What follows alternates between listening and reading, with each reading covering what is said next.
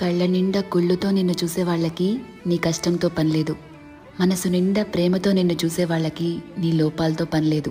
కడుపు నిండా ద్వేషంతో నిన్ను చూసే వాళ్ళకి నీ మంచితనంతో పనిలేదు. గుండె నిండా అభిమానంతో నిన్ను చూసే వాళ్ళకి నీ తప్పొప్పులతో పనిలేదు. రక్తం నిండా కోపంతో నిన్ను చూసే వాళ్ళకి నీ పశ్చాత్తాపంతో పనిలేదు. వీళ్లే కాదు, నీ చుట్టూ ఉన్న ఇంకో 100 మంది నిన్ను 100 రకాలుగా చూడొచ్చు. వాళ్ళందరూ వాళ్ళ లోపల ఉన్న ఎమోషన్తోనే నిన్ను చూస్తారు. నిన్ను నిన్నుగా చూడగలిగేది ఆ పైవాడి తర్వాత నువ్వు మాత్రమే.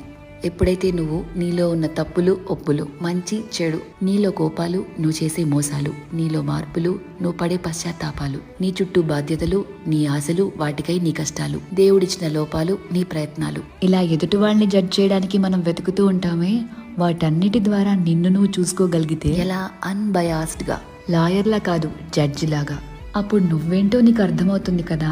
అదే సెల్ఫ్ అవేర్నెస్ అంటే. సెల్ఫ్ అవేర్నెస్ నీకు చాలా ప్రశాంతతనిస్తుంది.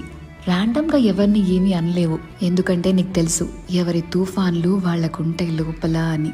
ఒకరిని జడ్జ్ చేయటం చాలా ఈజీ అబ్బా, కానీ నిన్ను నువ్వు జడ్జ్ చేసుకోగలిగితే personal growth, peace of mind అన్నీ దొరుకుతాయి.